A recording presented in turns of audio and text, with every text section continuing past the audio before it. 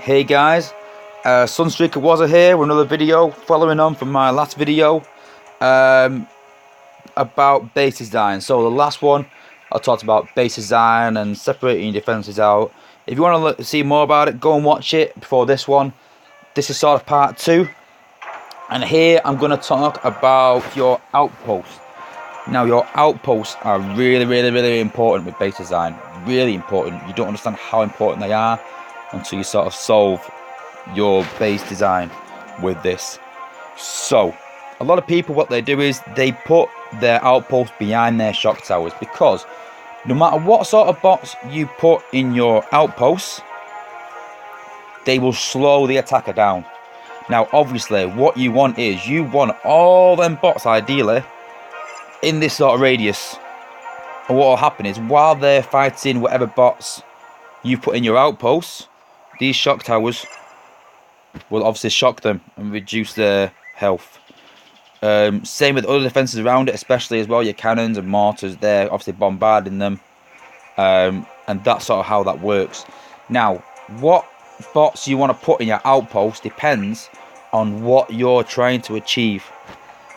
So for argument's sakes, if you want to, if you're on a time trap especially, you want to really slow people down, because time traps are event, like, you know, self-explanatory. Time traps are there to slow you down so you don't have enough time to beat the base.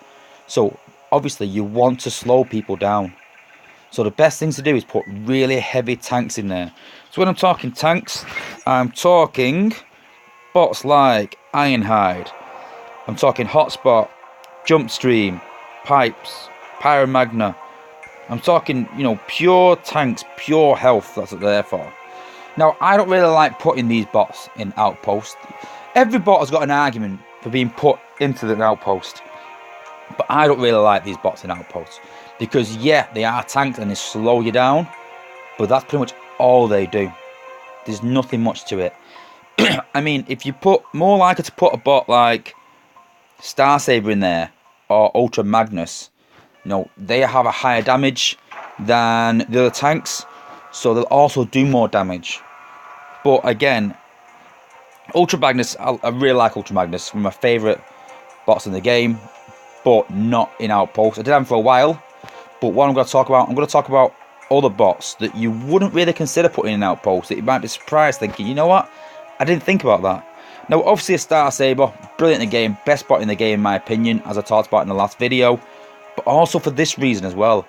When you put him in an outpost, not only does he rush over an area and any bots that are in that area get damaged, he also stuns them. Don't forget what it says here. He rushes in, spreading electrical fire in a large radius, so yeah, that does damage. Targets are disabled for 6 seconds.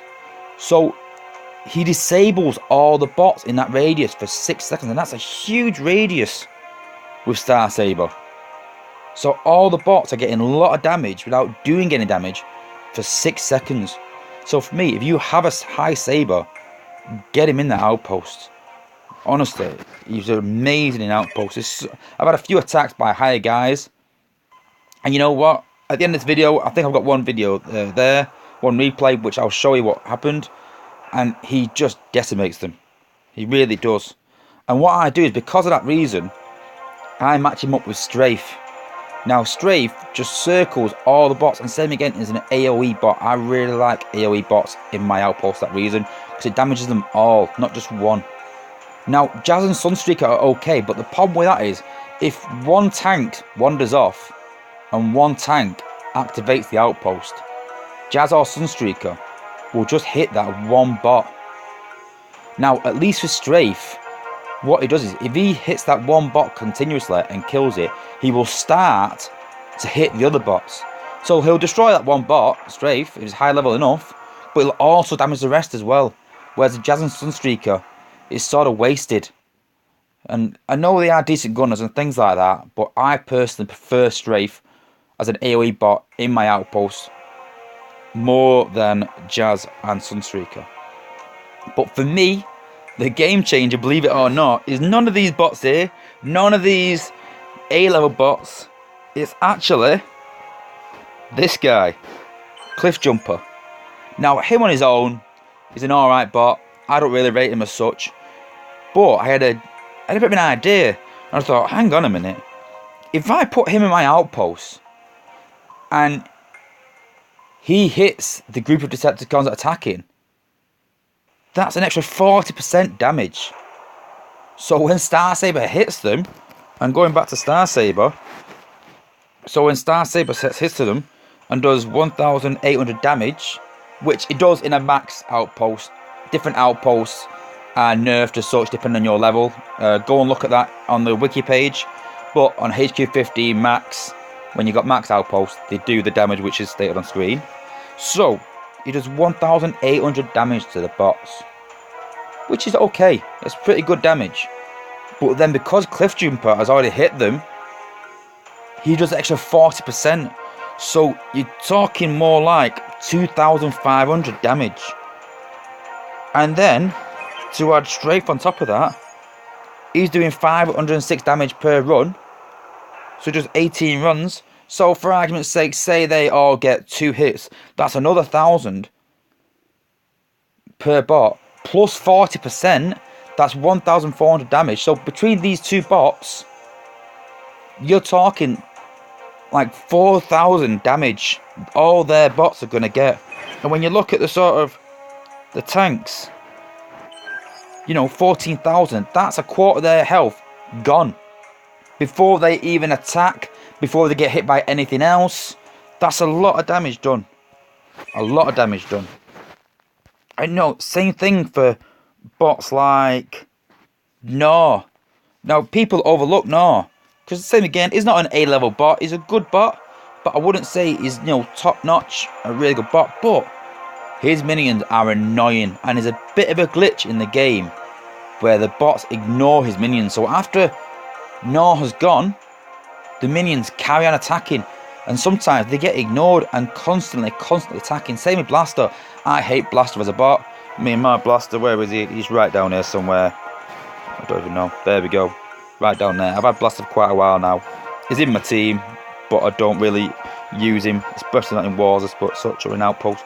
But same again, if you've got Blaster and Gnaw in outposts, that is just annoying, because the minions are constantly at you. You not just got one bot to hit, you've got like 10, you know, and they swarm you. So consider Gnaw again as well. He's decent in outposts. You've got to work with what you've got, you know, but he is decent in outposts. So about that. Rust Dust again, really good bot for outposts. You know, with the AOE damage.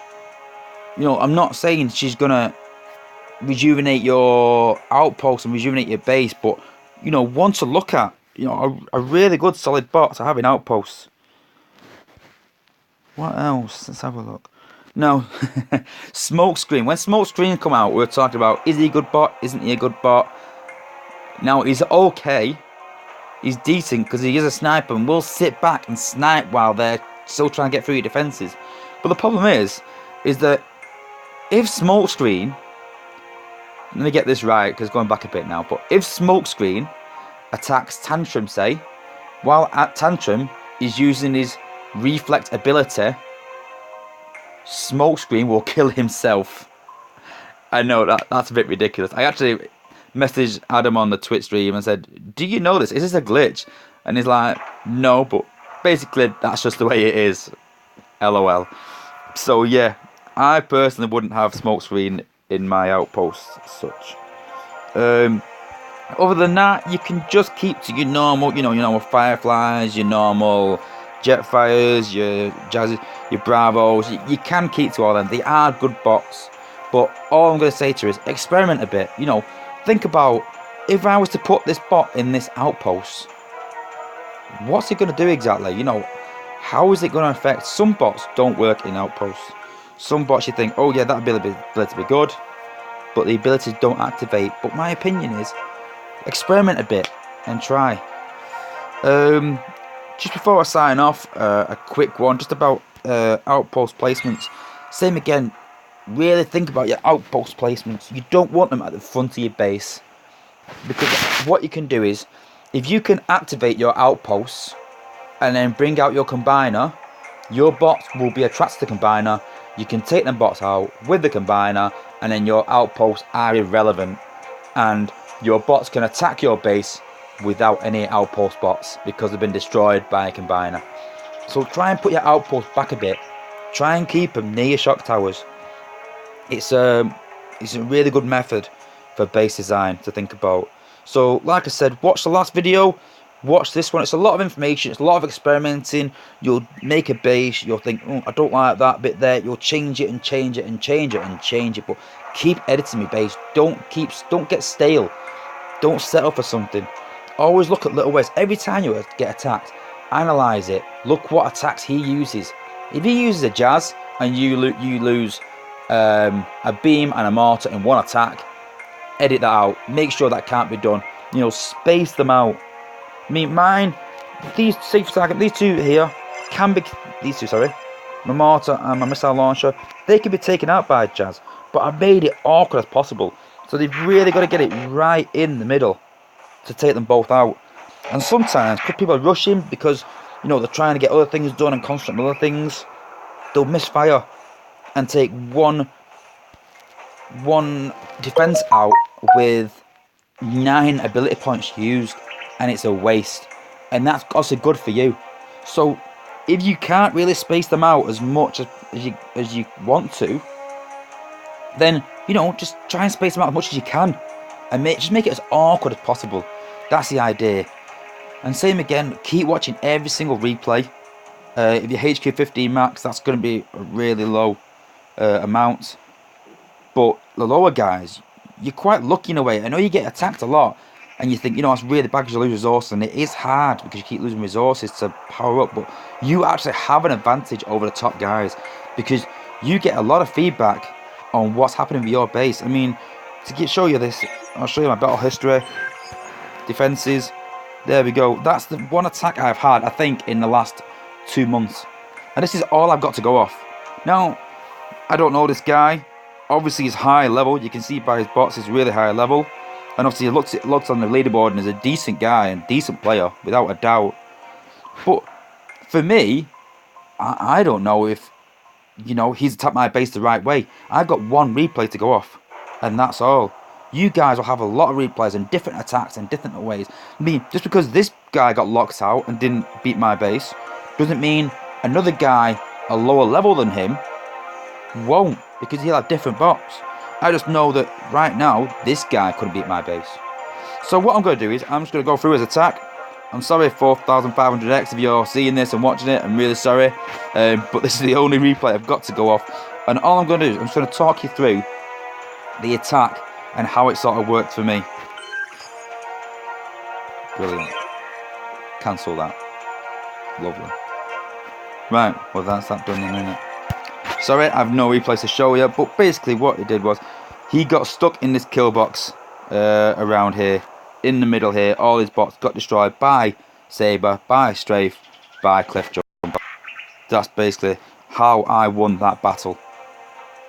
So, like I said, a lot of things to consider there, a lot of little bits and base design to look at.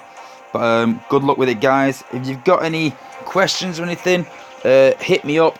I can talk to you through PM. We can talk online chat, and I can look at your base and sort of advise you on ways to edit it. But to be honest, if you just stick to the sort of rules that I've explained in the last video and this one, I'm sure that you'll have a lot better results in your wars, and you'll get attacked a lot less with losing your HQ and all your resources. So good luck, guys. Subscribe, like my video if you like it, and appreciate you for watching. Thanks a lot. See you later.